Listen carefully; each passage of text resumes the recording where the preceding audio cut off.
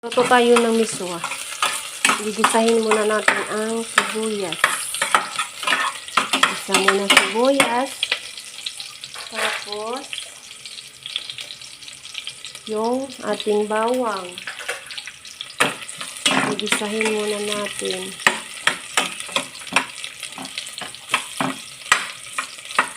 Gisa muna. Bago ang ating hina naman ng apoy.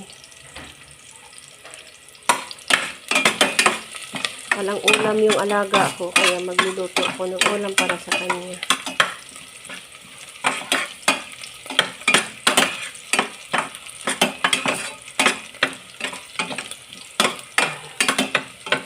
Tapos, yung ating giniling.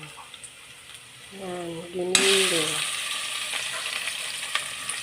Pinatulo ko muna siya para wala yung dugo-dugo. Ating giniling.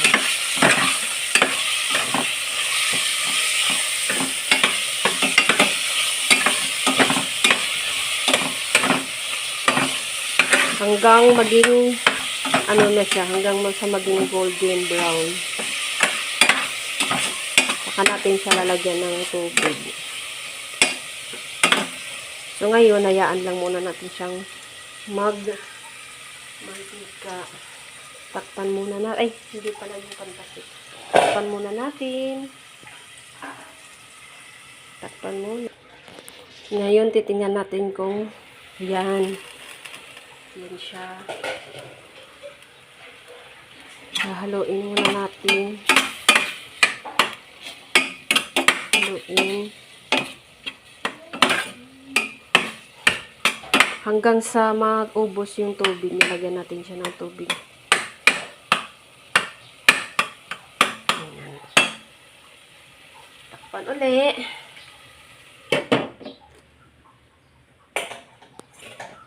Tapos mamaya, buksan na naman natin siya. Lalagyan natin siya ng tubig. Buksan na natin, lagyan natin ng tubig. Masarap pala ito. Lagyan natin ng patula mamaya. Lagyan mo muna natin ng tubig hanggang sa kumulo siya. Hanggang sa lumambot siya. So, maghihiwa-hiwa muna tayo ng ating patula. Ganyan. Hiwain ko muna patula. Masarap yan sa may